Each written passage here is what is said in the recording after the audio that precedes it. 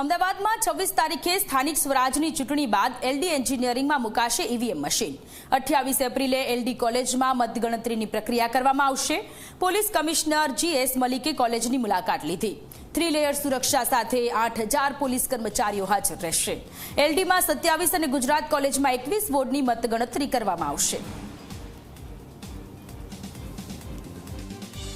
28 April જે થવાના છે કાઉન્ટિંગના જે દિવસ છે એની સિક્યોરિટી માટે ખાસ આપણે વ્યવસ્થા ગોઠવી છે।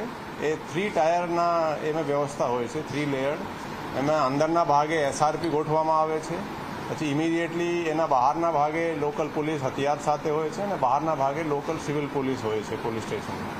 એટલે આપણી તરફથી બધી વ્યવસ્થાઓ ગોઠવાઈ ગઈ છે। 26 તારીખે ઇલેક્શન પૂર્ણ થયા પછી બધી મતપેટીઓ વગેરે અહીંયા એલડી એન્જિનિયરિંગ કોલેજ અને ગુજરાત કોલેજમાં આ ઇકઠ્ઠા થાય છે અને 28 તારીખે એની કાઉન્ટિંગ થશે।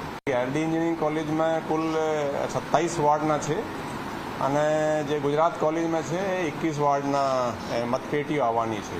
સીસીટીવી દરેક જગ્યાએ કાઉન્ટિંગ સેન્ટર હોય કે સ્ટ્રોંગ રૂમ છે, બધી જગ્યાએ સીસીટીવી ની વ્યવસ્થા કરવામાં આવેલ છે અને અલગથી જે છે મીડિયા માટે પણ અલગથી વ્યવસ્થા અહીંયા કરવામાં આવેલ છે। બધા વ્યવસ્થિત દર વખતે થાય છે એ રીતે વ્યવસ્થા વ્યવસ્થિત કરવામાં આવેલ છે।